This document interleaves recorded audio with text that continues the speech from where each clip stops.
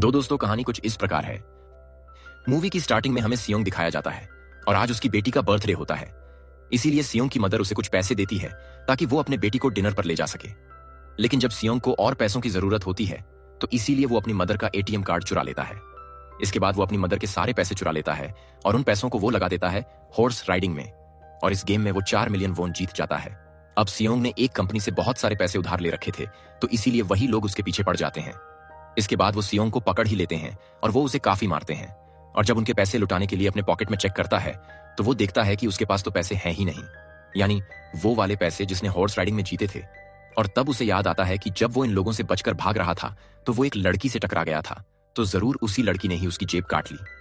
अब क्योंकि उनके पास पैसे तो होते ही नहीं तो इसीलिए वो लोग उसे 1 महीने का और टाइम देते हैं जिसमें कि वो उनके पैसे लौटा दे। इसके बाद सियोंग कुछ पैसों को अरेंज करता है और अपनी बेटी को डिनर पर ले जाता है। इसके बाद सियोंग जल्दी से स्टेशन पर पहुंच गए, लेकिन अभी ट्रेन मिस हो गई थी। और जब सियोंग वहां पर बैठकर ट्रेन के आने का वेट कर रहा था तभी अचानक से उसके पास एक आदमी आता है और यह अननोन पर्सन था। यानी सियोंग उसके बारे में कुछ नहीं जानता था कि वो अननोन पर्सन सियोंग को कहता है कि मैं तुम्हारे साथ एक गेम खेलना चाहता हूं। वो सियोंग को कहता है कि अगर तुम इस गेम में जीत गई तो मैं तुम्हें 1 लाख वोन दूंगा। तब इतने सारे पैसों को सुनकर सियोंग इस गेम को खेलने के लिए एग्री हो जाता है। इसके बाद काफी मार खाने के बाद ये गेम जीत जाता है, यानी वो 1 लाख वोन हासिल कर लेता है। इसके बाद वो अननोन पर्सन सियोंग को एक कार्ड देता है, ये कहते हुए अगर तुम और पैसे जीतना चाहते हो तो इस कार्ड पर जो नंबर लिखा हुआ है उस पर कांटेक्ट करना। इसके बाद सियोंग जब अपने घर जाता है तो उसकी मदर उससे कहती हैं कि तुम्हारी बेटी अगले साल अपने स्टेप फादर के साथ यूएसए में शिफ्ट हो रही है। यहाँ पर हमें ये पता चलता है कि सियोंग का डिवोर्स हो गया है और उसकी वाइफ ने दूसरी शादी भी कर ली है। लेकिन सियोंग कभी भी नहीं चाह रहा था कि उसकी बेटी उससे दूर जाए, लेकिन उसे बहुत सारे पैसे चाहिए होते हैं अपने बेटी की कस्टडी वापस लेने के लिए, तो इसीलिए सियोंग उस कार्ड वाले नंबर पर कॉल करता है। इसके बाद सियोंग को एक गाड़ी में लाया जाता है जहां पर और भी लोग थे, लेकिन फिर उन सारे लोगों को बेहोश कर दिया जाता है। और जब उन लोगों की आंख खुलती है तो वो खुद को एक फैसिलिटी में पाते हैं जहां टोटल 456 लोग थे, और वो वहां पर ऐसे प्लेयर थे क्योंकि उन सबको एक यूनिफॉर्म भी पहनाया हुआ था। इस फैसिलिटी का होस्ट यानी लीडर एक आदमी था जो कि फ्रंटमैन था वहां पर, और वो सब पर नजर रख रहा था। और यहाँ पर एक कॉमन चीज थी कि जितने भी लोगों को वहां पर लाया गया था उन सब ने कर्जे लिए हुए थे बहुत ज्यादा। अब सियोंग वहां पर प्लेयर नंबर 1 से मिलता है जो कि एक बूढ़ा आदमी था। उस बूढ़े आदमी को ब्रेन ट्यूमर था। यही वजह थी कि वो यहां पर आया था, क्योंकि उसकी लाइफ तो वैसे भी खत्म ही होने वाली थी। इसके बाद वहां पर 2 प्लेयर्स जिनमें लड़की का नाम सेबियोग और लड़के का नाम जैंग होता है, उनके बीच फाइट होती है। अब यहां पर सेबियोग वही लड़की थी जो सेबियोग के पैसे लेकर भाग गई थी, उसी ने उसकी जेब काटी थी। सेबियोग तो उसे देखते ही पहचान लेता है, इसीलिए वो अपने पैसे मांगने के लिए उसके पास जाता है। तभी वहां पर कुछ गार्ड्स आ जाते हैं जिन्होंने पिंक कलर का यूनिफॉर्म पहना था और उनके फेस अच्छी तरह से कवर्ड थे। गार्ड्स उन सभी प्लेयर्स को बताते हैं कि तुम्हें यहां पर टोटल 6 गेम्स खेलनी होगी और जो इस गेम का विनर होगा उसे बहुत सारे पैसे मिलेंगे। इसके बाद उन सब से एक कॉन्ट्रैक्ट पर साइन करवाया जाता है, और इस कॉन्ट्रैक्ट के 3 मेन रूल्स के लिए पहला रूल यह है कि कोई भी प्लेयर अपनी मर्जी से गेम को छोड़कर नहीं जा सकता। दूसरा रूल यह होता है कि जो भी प्लेयर खेलने से मना करेगा तो उस प्लेयर को एलिमिनेट कर दिया जाएगा, और उनके मुताबिक एलिमिनेट का मतलब क्या था ये तो हम आगे ही जाएंगे। गेम का तीसरा रूल यह था कि अगर मेजॉरिटी इस गेम को खेलना नहीं चाहती तो वो इस गेम को छोड़ के जा सकते हैं। इसके बाद उन सबको गेम के लिए ले जाया जाता है। अब यहाँ पर सियोंग अपनी क्लासमेट सेंगू उसे भी मिलता है जो कि उसे बचपन से जानता था। सियोंग उसे वह पर देखकर काफी हैरान होता है क्योंकि वो तो किसी बिजनेस के लिए आउट ऑफ कंट्री चला गया था। अब पहले गेम के लिए वहां पर एक काफी बड़ी डोल थी और इस गेम का रोल काफी सिंपल था, और वो ये था कि डोल जब भी गाना गाएगी उन सबको आगे बढ़ना है, और जैसे ही वो गाना गाना बंद करेगी तो उन सबको रुक जाना है और मूव नहीं करना है, और अगर कोई हिल गया तो उसे भी एलिमिनेट कर दिया जाएगा। अब स्टार्टिंग में तो ये सब कुछ उन्हें किसी प्रैंक की तरह लग रहा था, लेकिन जब एक लड़का हिल जाता है तो उसे शूट करके मार दिया जाता है, और यही होता है एलिमिनेट का मतलब, यानी उन्हें मार दिया जाएगा। अब ये देखकर वो सारे लोग काफी घबरा जाते हैं और उन्हें पता चल चुका था कि वो खतरे में है, इसलिए लोग डरते हुए पैनिक करते हुए इधर उधर भागने लगते हैं। लेकिन अब क्योंकि गेम का रूल था इसीलिए जो भी हिलता है उसे मार दिया जाता है, और जीतने भी सर्वाइवल होते हैं। वो किसी न किसी तरह इस गेम को कंप्लीट कर ही लेते हैं, लेकिन जो लोग मर जाते हैं उनके डेड बॉडीज को वहां से ले जाया जाता है। और अब 456 प्लेयर्स में से सिर्फ 256 ही रह गए थे। अब क्योंकि वो सारे प्लेयर्स इतना ज्यादा डर जाते हैं कि अब कोई भी गेम खेलना नहीं चाहता था, लेकिन जैसा कि रूल नंबर 3 था कि अगर मेजॉरिटी चाहे तो वो गेम स्किप कर सकती है, तो इसीलिए उनका लीडर एनी फ्रंटमैन करवाता है। लेकिन इससे पहले उन्हें प्राइस मनी दिखाई जाती है, यानी जो पैसे विनर को मिलेंगे। लेकिन इन केस अगर कोई गेम को छोड़कर चला जाएगा तो ये सारे पैसे मरे हुए प्लेयर्स की फैमिली को मिल जाएंगे, और ये प्राइस मनी टोटल 45 बिलियन वोन होती है। इसके बाद वोटिंग करवाई जाती है, जिसलिए मेजॉरिटी इस गेम को खेलना नहीं चाहती थी, तो इसीलिए गेम को यहीं पर स्टॉप कर दिया जाता है। लेकिन अगर कभी फ्यूचर में वो लोग चाहे तो इस गेम को रिजॉइन कर सकते हैं। इसके बाद सभी लोगों को उनके घरों पर छोड़ दिया जाता है। नेक्स्ट डे सियोंग स्टेशन जाता है और वहां पर वो पुलिस को सारी बात बता देता है। लेकिन उन लोगों को सियोंग की बातों पर यकीन नहीं होता और उल्टा वो लोग उसे पागल समझने लग जाते हैं। इसके बाद सियोंग उन्हें वही वाला कार्ड दिखाता है, लेकिन हैरान कर देने वाली बात तो ये है, उस पर जो नंबर था वो रॉन्ग था। इसके बाद सियोंग जब घर जाता है तो उसकी मदर वहां पर नहीं होती। उधर सियोंग का क्लासमेट सेंगू अपनी मदर को छुप कर देख रहा होता है और तभी वहां पर सियोंग भी आ जाता है। यहाँ पर सेंगू अपसेट होते हुए सियोंग को बताता है कि मेरे ऊपर 6 बिलियन का कर्ज है। वो बताता है कि मैंने क्लाइंट्स के पैसे लेकर स्टॉक मार्जिन भी लगा दिए थे, लेकिन वो सारे पैसे डूब गए। और तभी सियोंग के पास हॉस्पिटल से कॉल आती है कि उसकी मदर का पांव काफी इंजर्ड था, लेकिन डायबिटीज का ट्रीटमेंट ना होने की वजह से उनकी चोट और ज्यादा बढ़ गई। तब डॉक्टर सियोंग को बताते हैं कि तुम्हारी मदर का ट्रीटमेंट हो सकता है, लेकिन इसके लिए हमें इनका पांव काटना होगा। लेकिन इस ऑपरेशन में बहुत सारे पैसे लगने वाले थे, लेकिन जाहिर सी बात है सियोंग के पास इतने पैसे तो होते नहीं और उसने तो अपनी मदर के इंश्योरेंस के पैसे भी उड़ा दिए थे। तब इसीलिए पैसे मांगने के लिए अपनी वाइफ के पास जाता है, लेकिन उसकी वाइफ उसे पैसे देने से इनकार देती है। फिर उसकी वाइफ अपने हस्बैंड बताती है कि सियोंग आया था पैसे मांगने के लिए, तभी उसका हस्बैंड सियोंग को पैसे देने आता है। साथ साथ उसे यह भी कहता है कि मेरी बेटी के सामने से दूर रहो, लेकिन वह उसे मारने लगता है और तभी उसकी बेटी भी वहां पर आ जाती है। इसके बाद का एक फ्रेंड अपने बॉस के पास पैसे मांगने जाता है, लेकिन उसका बॉस उसे पैसे देने से मना कर देता है, तो इसीलिए उन दोनों के बीच फाइट होने लगती है। इस फाइट के दौरान उसके बॉस का हाथ मशीन में आ जाता है। तब मौके का फायदा उठाकर सियोंग का फ्रेंड पैसे लेकर वहां से भाग जाता है। फिर इसके बाद का फ्रेंड अपने घर आकर अपनी वाइफ को कहता है कि पहली फ्लाइट लो और जाओ यहां से। इसके बाद एजेंट से मिलती है क्योंकि उसने अपनी मदर को नॉर्थ एरिया से साउथ एरिया में लाना था, लेकिन यहां अपनी मदर को लाने के लिए साइबियों को बहुत सारे पैसों की जरूरत थी और साइबियों का एक छोटा भाई भी होता है जिससे उसने प्रॉमिस किया होता है कि मैं मदर को जरूर ले आऊंगी। इसके बाद हमें एक ऑफिसर दिखाया जाता है और इस ऑफिसर का भाई कुछ टाइम से मिसिंग था, इसीलिए वह ऑफिसर अपने भाई के घर जाता है, जहां उसे पता चलता है कि उसका भाई तो पिछले कुछ दिनों से अपने घर पर भी मिला। और जो वो ऑफिसर घर को चेक कर रहा होता है तो उसे एक कार्ड मिलता है वहां पर, और इस ऑफिसर ने सेम ऐसा ही कार्ड पुलिस स्टेशन में सियोंग के पास भी देखा था। तो इसीलिए वो ऑफिसर सियोंग के पास जाकर उसे इस बारे में पूछता है, लेकिन सियोंग उसे कुछ नहीं बताता। इसके बाद सियोंग जब अपने घर जाता है तो उसे वो कार्ड दोबारा मिल जाता है। वहां पर अब सियोंग डिसाइड करता है कि वो दोबारा से उस गेम को ज्वाइन करेगा, इसीलिए सभी प्लेयर्स को एक शिप के पास ले जाया जाता है। इधर ही वो ऑफिसर भी गाड़ियों का पीछा करते हुए उस शिप तक आ जाता है। वो एक गार्ड को मारकर उसे पानी में फेंक देता है। इसके बाद उन सभी प्लेयर्स को एक आइलैंड पर मौजूद फैसिलिटी में लाया जाता है। अब यहाँ पर उन्हें जरा भी अंदाजा नहीं था कि अगला गेम कौन सा होगा और उसे कैसे खेला जाएगा। इसके बाद वो लोग अपनी अलग अलग टीम्स बना लेते हैं। रात को सैब्योग और उसके फीमेल फ्रेंड वॉशरूम जाते हैं। यहाँ पर साइब्यूग गार्ड्स की नजरों से बचते हुए उस फैसिलिटी को एक्सप्लोर करने लगती हैं। तभी वो देखती हैं कि गार्ड्स बड़े बड़े बर्तनों में कुछ बना रहे हैं, लेकिन अब क्योंकि गार्ड्स को शक हो जाता है तो ये गार्ड वॉशरूम को चेक करने के लिए आता है, लेकिन तब तक साइब्यूग वापस आ चुकी थी। इसके बाद सेब्योग अपनी फीमेल फ्रेंड को सारी बात बता देती है जो उसने देखा था, लेकिन यहाँ पर सेंगो दोनों की बातें सुन लेता है और वो इस बारे में साइब्यूग से पूछता है, जिस पर साइब्यूग बताती है कि वो बड़े बड़े बर्तनों में कुछ पका रहे थे। इसके बाद उन सभी प्लेयर्स को प्लेग्राउंड में लाया जाता है, जहां पर उनके सामने 4 शेप्स थी। 4 शेप्स में से उन्होंने किसी एक शेप को चूज करना था। यहाँ पर सेंगो को पता चल जाता है कि गेम क्या है और क्या करना है। हमें सेंगो सियांग को बताता है कि सबको अलग अलग शेप्स को चुनना है। इसके बाद हम सभी को एक छोटा सा बर्तन दिया जाता है जिसमें की शेप्स बनी होती है। अब गेम उनके ये होती है कि उन्होंने किसी तरह उस शेप को बाहर निकालना है बगैर डैमेज किए, लेकिन अगर शेप जरा सा भी खराब हो गई तो उन्हें एलिमिनेट कर दिया जाएगा, यानी मार दिया जाएगा। अब यहाँ पर सेंगो तो इसलिए उस शेप को निकाल लेता है, लेकिन सियांग इतना ज्यादा घबरा जाता है कि उसकी हालत खराब हो गई, लेकिन फिर वो किसी ना किसी तरह करके इस गेम को भी जीत लेता है। इसके बाद हम सबको वापस से रूम में लाया जाता है। यहाँ पर 187 प्लेयर्स वापस आए थे, जिनमें से अब सिर्फ 180 रह गए थे। इसके बाद हम सबको खाने के लिए ले जाया जाता है, लेकिन खाने की वजह से जैंग की एक लड़के से फाइट हो जाती है, जहां पर जैंग उस लड़के को इतना ज्यादा मारता है कि वो मौके पर ही मर जाता है। इधर ही हम देखते हैं कि उन प्लेयर्स में से एक डॉक्टर होता है जो गार्ड्स के साथ मिलकर मरे हुए लोगों के ऑर्गन्स निकालकर उन्हें चाइनीज को बेचने का काम करता है। इसलिए जब भी डेड बॉडीज को ले जाया जाता है तो वो डेड बॉडीज को गायब कर लेते हैं, क्योंकि ये सब कुछ एक प्लान के अकॉर्डिंग चल रहा था, क्योंकि ये सारा कुछ फ्रंटमैन से छुप कर हो रहा था। यही वजह थी कि कंट्रोल रूम में भी उन्होंने अपना ही एक आदमी बिठाया हुआ था, जो कि वो लोगों की सारी वीडियो फुटेज डिलीट कर देता था। और गार्ड्स तो डॉक्टर को गेम के बारे में पहले ही बता देते थे ताकि वो सरवाइव कर सके। यहाँ पर एक गार्ड उसी प्लेयर डॉक्टर को बताता है कि आज हमने प्लेयर्स को जानबूझकर खाना कम दिया है ताकि वो आपस में लड़ने लगे, जिससे होगा ये कि सारे वीक प्लेयर्स गेम से आउट हो जाएंगे। साथ ही कार डॉक्टर को अपनी अगली गेम के बारे में बता देता है। अब 30 मिनट के बाद वहां पर लाइट्स ऑफ होने वाली थी। अब यहाँ पर सेंगो को पता था कि सियोंग की टीम जरूर कोई उल्टा काम करेगी, इसीलिए वो उस टीम को अपने पास बुलाकर उन्हें रिलैक्स रहने के लिए कहता है। उधर वो जो डॉक्टर प्लेयर होता है वो जैंग की टीम में शामिल हो जाता है। यहां पर डॉक्टर जैंग को बता देता है कि अगला गेम क्या होने वाला है।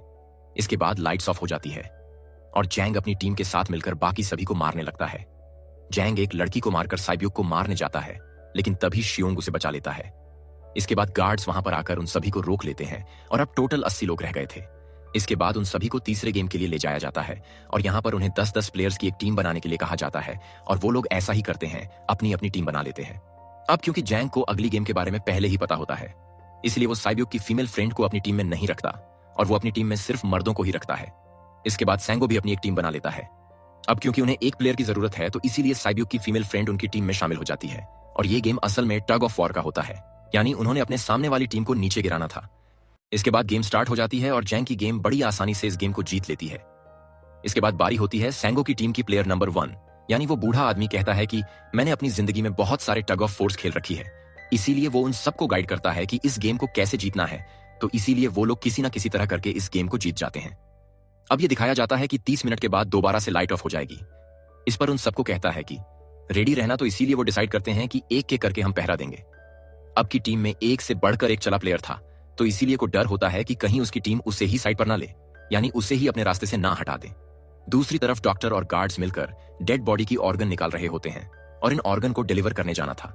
गार्ड नंबर 28 और 29, तो वो सभी एक डेड बॉडी के बारे में बातें करने लगते हैं जिसकी सिर्फ एक किडनी थी और वो उसे जोम्बी कह रहे थे।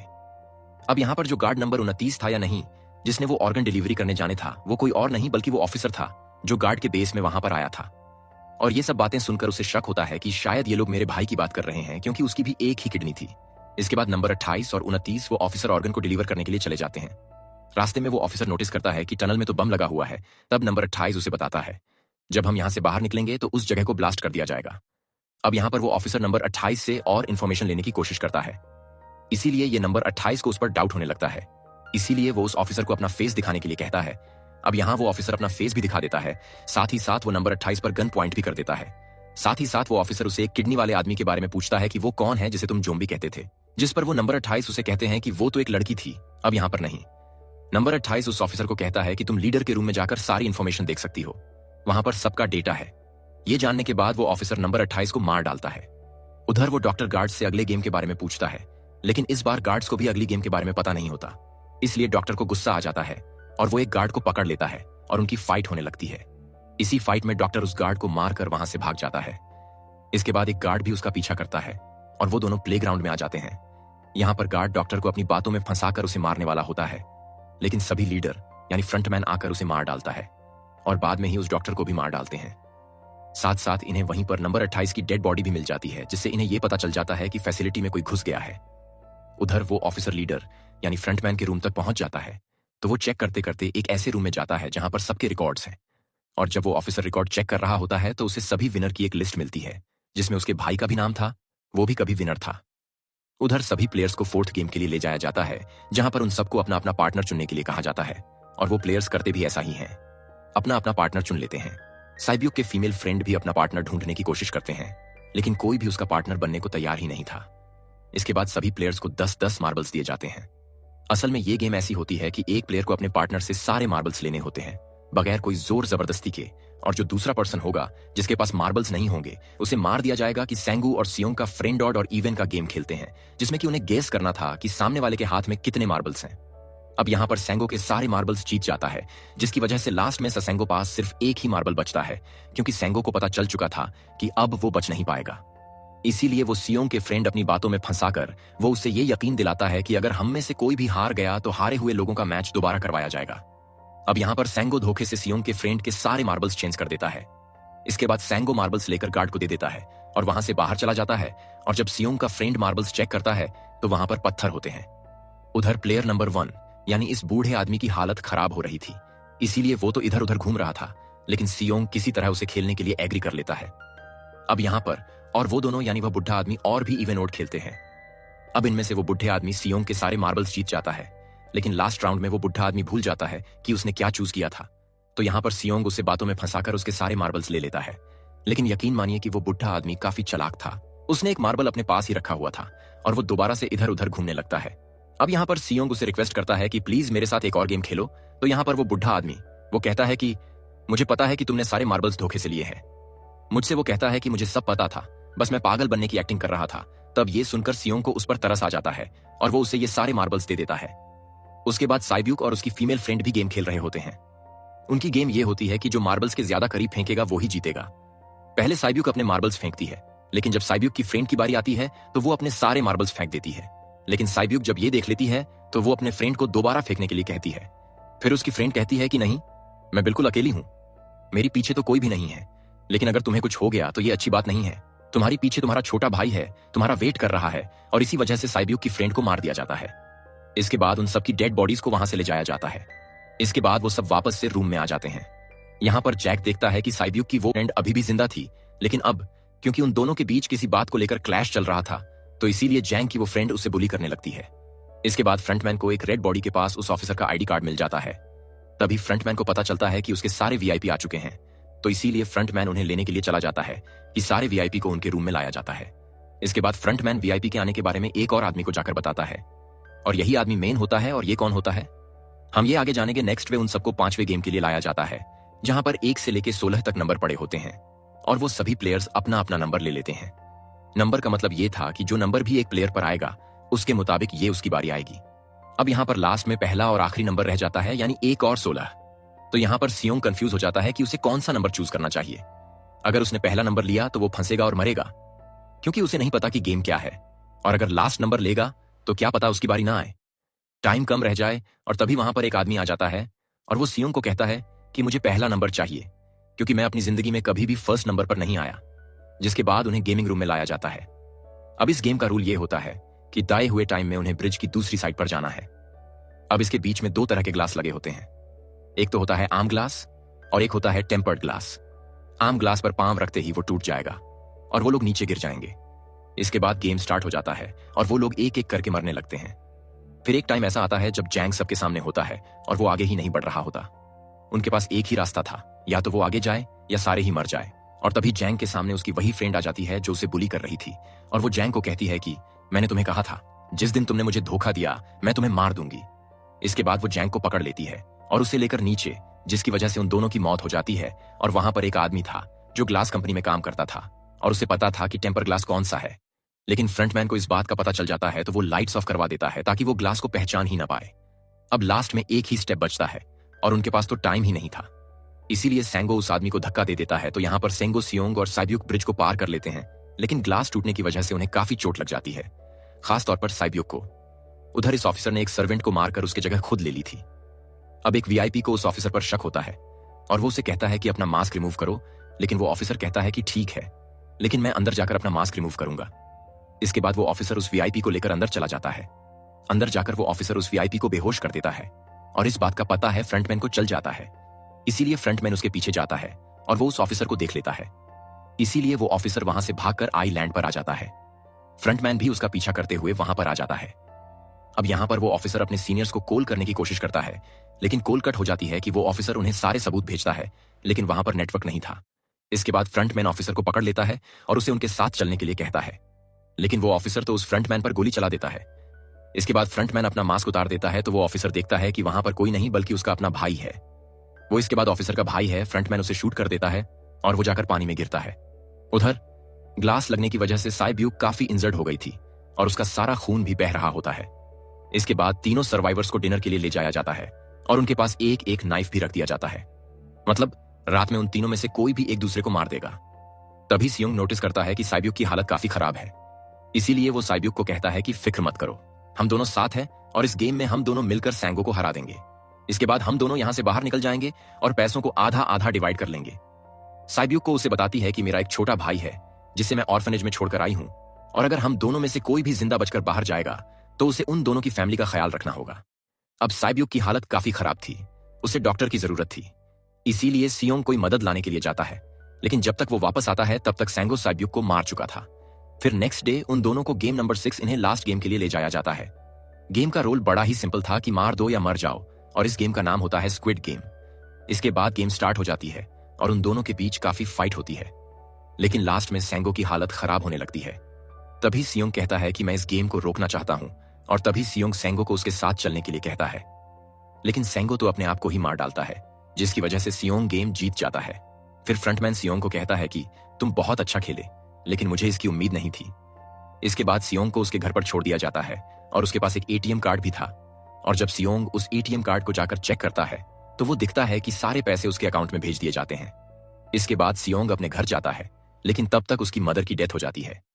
इसके बाद हमें 1 साल बाद का सीन दिखाया जाता है, जहां पर हम देखते हैं कि सियोंग की हालत काफी खराब हो गई है, यानी वो काफी नशा करने लग गया है और उसने अब तक उन पैसों को हाथ तक नहीं लगाया।